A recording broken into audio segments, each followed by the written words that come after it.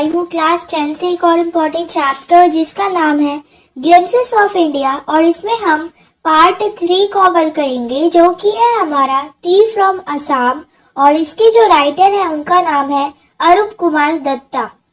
तो ये जो लेसन है, ये जो चैप्टर है, ये दो फ्रेंड्स के बारे में है, प्रांजल और राजवीर, जो कि प्रांजल के होम टाउन असम में जा रहे होते हैं अपने समर वैकेशन में।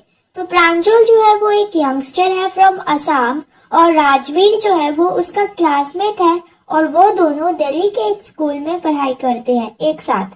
प्रांजल के फादर जो है वो असम के एक टी गार्डन के मैनेजर है, और प्रांजल जो है राजवीर को समर वैकेशन में अपने होम टाउन आने के लिए इनवाइट करता है।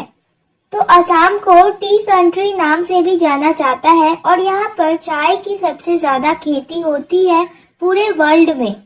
तो अपनी जर्नी के दौरान वो दोनों उन लेजेंड्स के बारे में बात कर रहे होते हैं जिनकी वजह से चाय जो है वो डिस्कवर हुआ था। तो ये जो स्टोरी है ये हमें चाय के पॉपुलैरिटी के बारे में बताती है कि एज अ बीवरेज चाय जो है वो पूरे वर्ल्ड में कितना फेमस है। तो चलिए स्टोरी शुरू करते हैं। तो हमारे स्टोरी का सीन जो है वो एक ट्रेन स्टेशन से शुरू होता है, जहाँ पर एक टी वेंडर अपने हाई पिच्ड वॉइस में चिल्ला रहा होता है, चाय गरम गरम चाय। और वो उन दोनों के पास आकर पूछता है कि क्या वो लोग चाय पीना पसंद करेंगे। तो इस पर जो प्रांजल है वो 2 कप चाय खरीद लेता है, और वो दोनों चाय पीना शुरू कर देते हैं। उनके कंपार्टमेंट में ऑलमोस्ट सभी लोग जो है वो चाय पी रहे होते हैं। तो इस पर जो राजवीर है वो एक फैक्ट हाईलाइट करता है। वो एक फैक्ट बताता है कि ऑलमोस्ट 80 करोड़ कप्स जो है वो चाय के रोजाना पूरे वर्ल्ड में पिया जाता है। तो ये सुनकर जो प्रांजल है वो सरप्राइज हो जाता है, और प्रांजल जो है वो उससे कहता है T really is very popular. जो चाय है वो सचमुच बहुत ज्यादा ही फेमस है।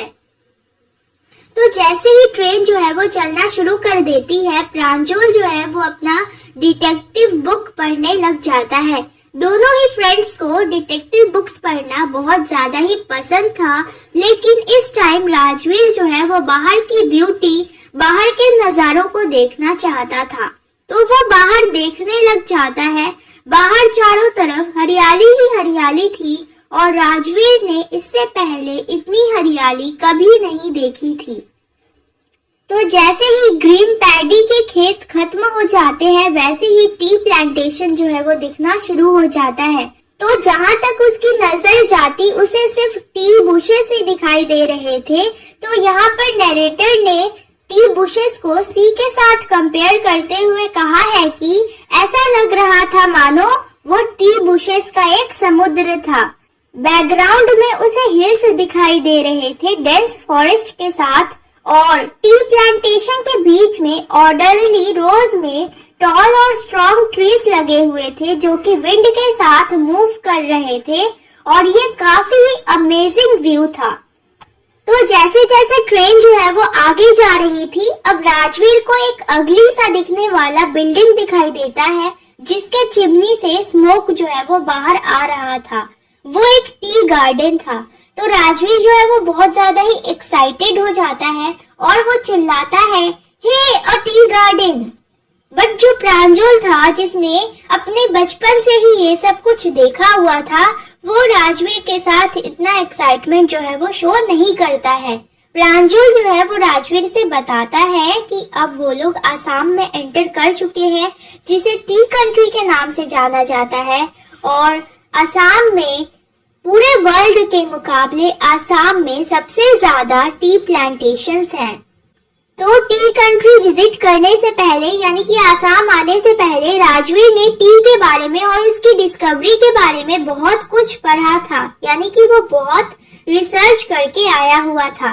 टी के बारे में बहुत सारी थ्योरीज हैं, जिनमें से एक है कि एक चाइनीज एम्परर थे जिनको पानी को गर्म करके पीने की हैबिट थी।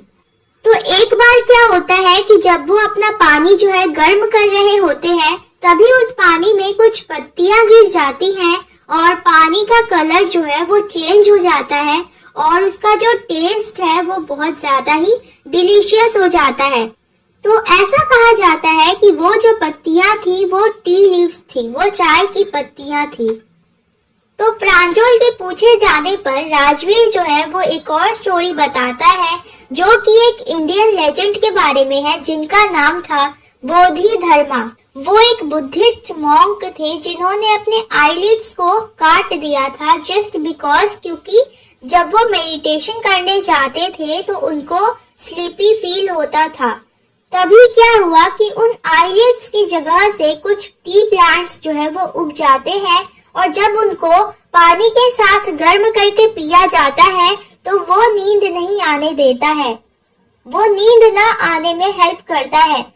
तो फर्दर जो राजवीर है वो कुछ फैक्ट बताता है और वो कहता है कि सबसे पहले चाय जो है वो चाइना में पिया गया था अराउंड 2700 BC, यानी कि 2700 BC के दौरान। और ये जो सारे वर्ड्स है चाय और चीनी, ये चाइनीज लैंग्वेज से ही ओरिजिनेट हुए हैं। टी जो है यानी कि चाय जो है वो यूरोप में 16th सेंचुरी के दौरान आया था और उस टाइम पर चाय को एज अ मेडिसिन पिया जाता था, ना कि एज अ बीवरेज। तो अब जो ट्रेन है वो मरियानी जंक्शन पर रुक जाती है और वो दोनों अपने डेस्टिनेशन पर पहुंच चुके थे। तो वो अपना लगेज कलेक्ट करके उस क्राउडेड प्लेटफॉर्म पर उतर जाते हैं। प्रांजल के जो पेरेंट्स थे वो उन दोनों को लेने आए थे। तो अब वो दोनों प्रांजल के फादर के कार में बैठकर ढेकियाबाड़ी की तरफ निकल जाते हैं। ढेकियाबाड़ी जो है वो वही टी गार्डन था जिसको प्रांजल के फादर जो है वो मैनेज किया करते थे। तो एक मेन रोड से टर्न लेने के बाद और कैटल ब्रिज को क्रॉस करने के बाद ऑलमोस्ट 1 घंटे बाद वो लोग ढेकियाबाड़ी पहुंच जाते हैं। ग्रेवल रोड के दोनों sides acres of acres T bushes थे जिन्हें सेम हाइट पर कट किया गया था। तो ढेकियाबाड़ी का जो टी गार्डन था वो एकर्स ऑफ लैंड में फैला हुआ था। तो फील्ड में टी प्लगर्स थे जो एप्रन पहने हुए थे और उनके पीछे बैम्बू बास्केट था और वो लोग freshly sprouted tea leaves plug कर रहे थे। तो जब वो लोग चाय के फील्ड में घूम रहे होते हैं तभी प्रांजल के जो फादर है वो देखते हैं कि सामने से एक ट्रैक्टर आ रहा है जो कि चाय की पत्तियों से लदा हुआ था। तो वो उसको जाने के लिए रास्ता देते हैं। तो ये देखकर राजवीर जो है वो अपना नॉलेज उनके साथ शेयर करता है और वो कहता है कि क्या ये सेकेंड स्प्राउटिंग पीरियड है ना, जो कि मई से जुलाई तक चलता है और इसमें चाय की खेती जो है वो बहुत ज्यादा ही अच्छी होती है। तो प्रांजल के फादर जो उसकी बातों से काफी इम्प्रेस्ड लग रहे थे वो रिप्लाई करते हैं कि लगता है तुमने बहुत रिसर्च करी है यहाँ आने से पहले। तो इस पर जो राजवीर है वो कहता है यस मिस्टर बरुआ, और वो कहता है कि मैं आशा करता हूँ कि जब मैं यहाँ पर आ चुका हूँ तो मुझे इस चाय के बारे में और बहुत कुछ जानने को मिलेगा।